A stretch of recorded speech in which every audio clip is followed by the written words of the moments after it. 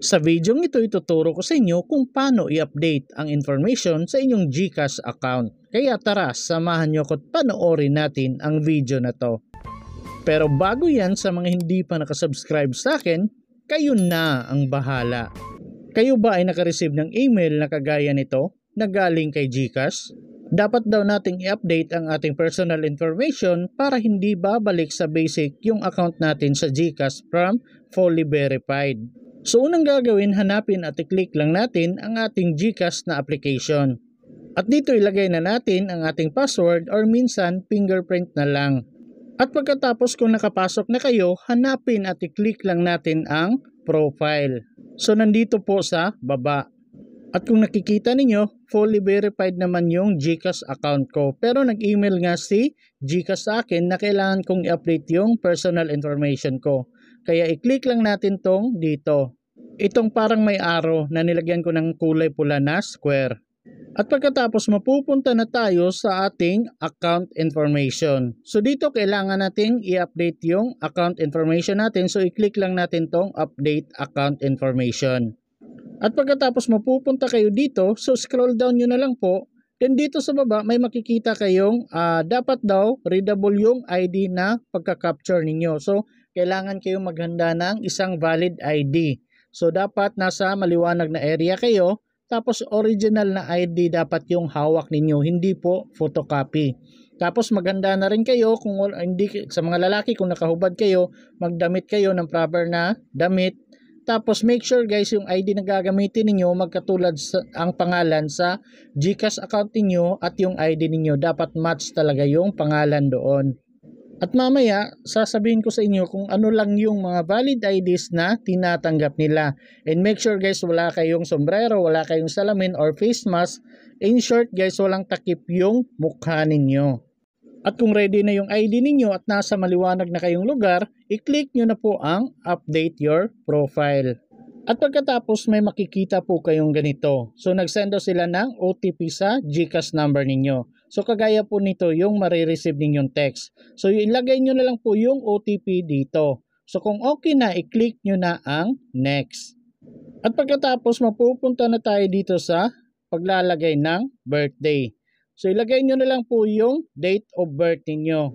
At kung okay na, dito naman tayo sa baba sa pagpili kung yes or no, kung Filipino ka ba or hindi. Siyempre sa akin, Filipino ako kaya yes. At kung okay na, i-click na po natin ang next nandito sa baba.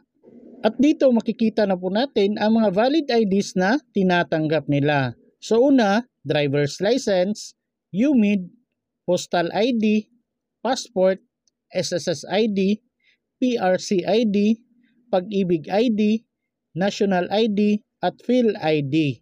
So sa ngayon guys, ito pa lang po yung mga valid IDs na tinatanggap ni GCash. Kung nakikita ninyo, wala pang TIN ID at PhilHealth ID na nakalagay dyan. Pero malay nyo, baka balang araw maglalagay sila pero mag-a-add sila ng mga additional documents. So make sure po, meron kayo nito kahit isa sa mga valid IDs na nakalista. So kagaya sa akin, UMID po ang meron ako kaya yun po yung naklik ko. At makikita po natin ang sample ng valid ID ng UMID. So may tip pong nakalagay dito. So dapat clear at readable po yung mga nakasulat sa ID ninyo. At dapat makikita yung full name ninyo at yung birthday. At dapat daw magkahawig talaga yung picture na nasa ID ninyo at sa pag-take ng selfie ninyo. At dapat daw yung totoong ID ninyo ang pipicturean ninyo at hindi yung photocopy. At dapat kumpleto at tama lahat ng mga information na nasa ID ninyo. So kung okay naman lahat, make sure nandyan na yung ID ninyo, hawak nyo na at i-click nyo na po ang confirm. So dito may makikita po kayong square, so itapat nyo na lang po yung ID dyan na saktos dyan sa square. So sila na pong bahala, pag may nakalagay ng perfect, so ika-capture na po nila yan.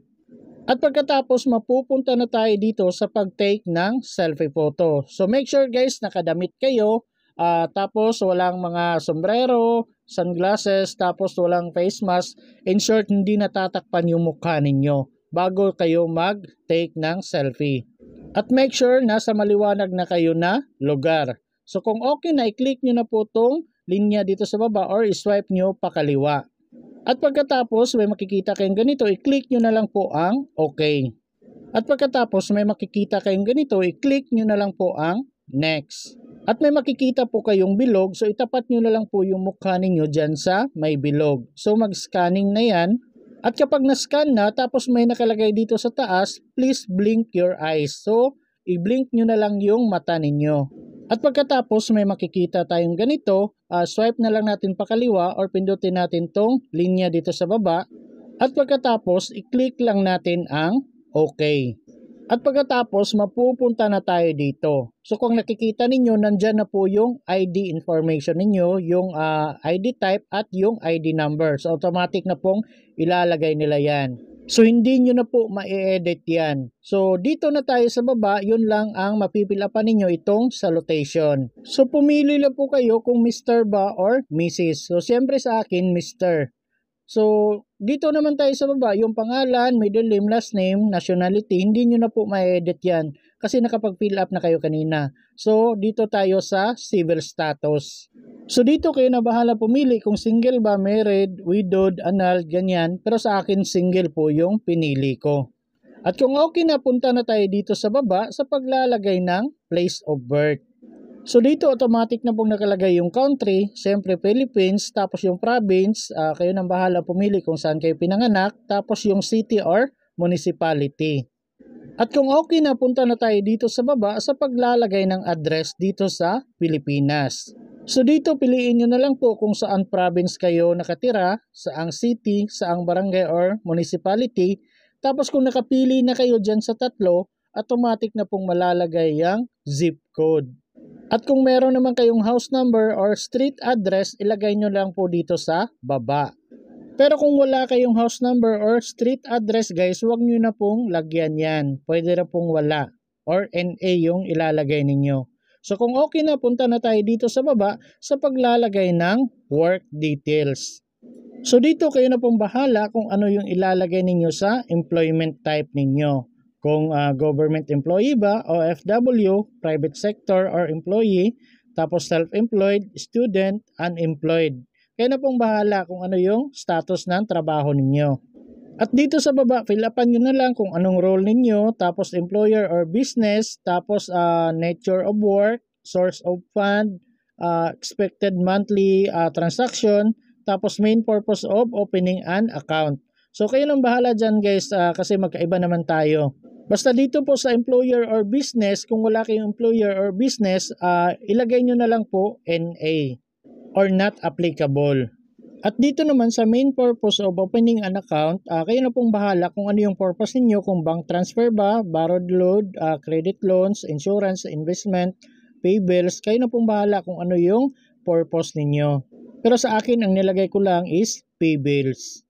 At kung okay na, punta na tayo dito sa baba sa are you a politically exposed person? Sa akin po, no. At dito naman, to establish the beneficial ownership, are you the actual owner of the account? So sa akin, yes. At kung okay na, i-click nyo na po ang next. At kung pagka-click ninyo ng next at may nakita kayong ganito, please check your information for errors. So i-check nyo sa taas guys kung ano yung nagpula. So sa akin yung employer or business kasi hindi ko po nalagyan. So nung na-fill upan ko na yung nagkulay pula at pagka-click ko ng next, napunta po ako sa pag-review ng information. So dito i-double check nyo po lahat ng mga information na nilagay ninyo, kung tama ba yung spelling ng pangalan ninyo, yung mga information, contact information, yung address, tapos lahat ng mga information na nilagay ninyo i-double check nyo po. So kung okay na, punta na tayo dito sa baba, i-click nyo na lang po itong box katabi ng I accept the terms and condition para ma-checkan po yan. At kung gusto ninyong basahin yung terms and condition, i-click nyo na lang po ito. Pero kung okay na lahat, i-click nyo na po ang confirm.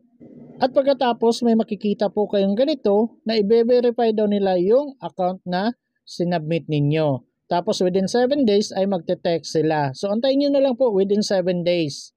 Pero sa akin guys, wala pang 7 days. Kinabukasan lang may nag-text na sa akin na successful na daw yung pag-update ng GCash profile ko. So ayan guys, hindi na po babalik sa basic yung account ko. So fully verified pa rin siya. So pwede ko nang ma-enjoy ulit yung send money, online cash in, bank transfer, pay bills, ganyan at marami pang iba.